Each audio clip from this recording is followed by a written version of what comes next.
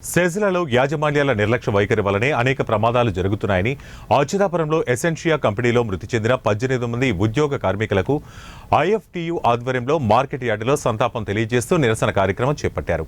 ఈ సందర్భంగా కేవీ రమణ మాట్లాడుతూ అనకాపల్లి జిల్లాలో అచ్యుతాపురంలో ఏరియాలో ఉన్న ఫార్మా కంపెనీలో అనేక ప్రమాదాలు జరుగుతున్నాయని, ఆ మృతుల మరణానికి ప్రభుత్వం, కంపెనీ యాజమాన్యాలు బాధ్యత వహించాలని రమణ డిమాండ్ చేశారు.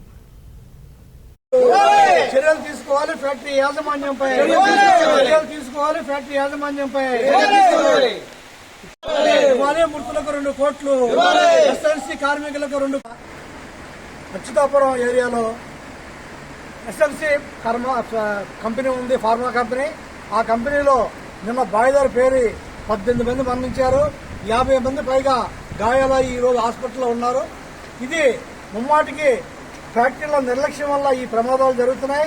మరణించిన ప్రతి కుటుంబానికి ప్రభుత్వం ₹1 ఫ్యాక్టరీ ₹1 ఇవ్వాలని చెప్పి డిమాండ్ చేస్తున్నాం.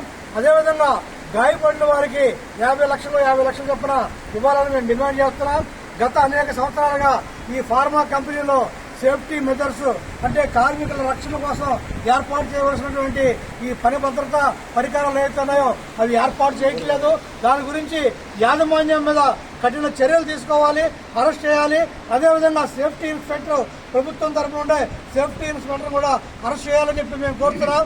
గాయపడిన వారికి మెరుగైన వైద్యం కార్పొరేట్ హాస్పిటల్లో వైద్యం చేపించి వారిని బతికించాలని చెప్పి మా ఐఎఫ్టీ